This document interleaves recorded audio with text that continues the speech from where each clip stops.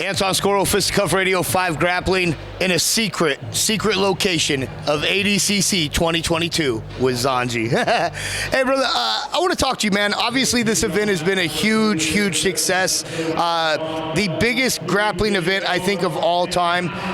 What does it mean for you to come out of essentially retirement, compete, and be a part of this event? Well, I retired from the gi. You know, that was my first retirement. So I always had in my mind that I want to do one last shot at Worlds, one last shot at ADCC. You know, Mo went above and beyond the team with Sean and Steph and everybody. So I didn't expect to be that big. And I don't know. I think in a certain way, the gods, they talk and they say, let's give this guy a last dance in the most prestigious ways. And, you know, we all here, packed house. The crowd has been amazing. Unfortunately, I didn't get to win my match and finish with a victory, but I think all the effort, all the years that I put on work, I think that those are my victories. Well, and you know, you and your brother are legends of the sport. There's zero question about that. You know, Six Blades is world renowned, and you know, I think you guys have done so much for the sport. What does it mean for you to be a part of an event like this and be able to retire on such a grand scale? Because again, 13,000 fans, the production, you know, Lenny Hart announcing people, it's just something special. But that's for us fans. For you, it's got to be even more special. Well, definitely, because I've been competing at ADCC rules since 1999.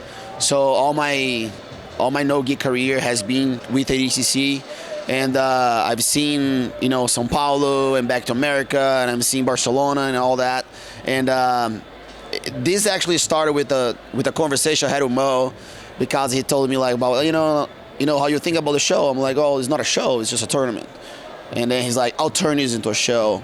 And I think we deserved it. He went above and beyond. We're so grateful to have guys that have the passion and the qualities and of course the financial backup to be able to throw this for us. You know, and I think what I've done, what I paved, is not for me. It's for the people that love grappling. Well, and that's the one thing I love, right, is I think when we look back, we wouldn't be here without people like yourself, people like Andre Galvao. You know, the old school generation of the sport has really set the cobblestone and the pavers for the future generation to come in and just continue to grow the sport and make it even better. Oh yeah, you know, back in the day we were just fighters, you know what I mean? Now they're athletes, you know, now they can just focus in training. Like guys like Andre Galvão and I, you know, we grew up teaching, competing, and doing multiple things, you know, and today you see those kids, they just concerned about training, and that's the next level that you want to go. And definitely this is gonna open the eyes for maybe more companies to see that the potential. I think this just brings the idea of the potential that we can go, because we never knew the potential, right? Because you have pack houses in tournaments, they're like IBJJF Worlds, where, you know, 80% of the capacity is competitors, is not even people watching the show. So literally we had 96 fighters and we have 13,000 people come to support them. And I think this is a breakthrough that hopefully the fighters itself feel more empowered to show more jiu-jitsu, to be more professional, you know what I mean, so we can have more events like this. Well, and what we were saying earlier too was that this is going to be the spark that starts the forest fire, right? The spark that starts the explosion, because we've got a packed house, we've got celebrities, but the beautiful part is I feel like jiu-jitsu is finally catching up worldwide, right? Back in Brazil, you know, kids were training at 5 years old. They were in gyms nonstop.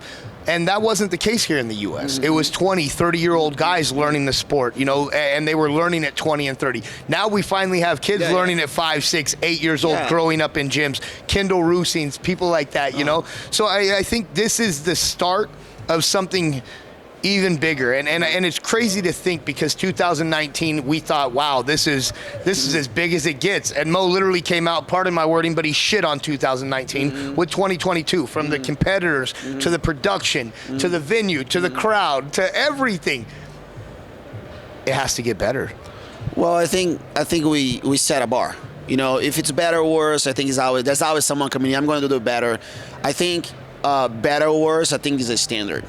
You know what I mean? I just think the athletes needs to be a little more professional in certain ways, because I'm in the background. You know what I mean? I think they need to like be a little bit smarter about, you know, helping the organization help them. You know what I mean? And yeah, man, just love to see this live solid generation. You see guys like Cole about it, for example. You know, there's a kid that's 17 years old. You know, like I said, grow out the Rotolo brothers. So this is the next generation, and like I said, I'm just happy that I've done something to inspire them and to bring the grappling to the success that we represent today. All right, Xande, so I've got a pitch for Mo. I'm going to hit him up with this later, but my original pitch was the only way to make it bigger than this, obviously, the next ADCC, he has to go out of country. So I said, okay, let's go to London. Let's do Wimbledon. Then we go to Japan for the next one. And Mo has to give us 3 more ADCCs because then we get a decade or, 10 years of Mo. So next one, Wimbledon. One after that, he goes to Japan. We do the Pride theme. Then he comes back to the U.S. for his final year, his 10th year, and he does Madison Square Garden. But while I was talking to Cyborg, he said, no, we have to do Brazil. So I said, okay, fine. We switch it up and go Rio, Japan, Madison Square Garden. Yeah.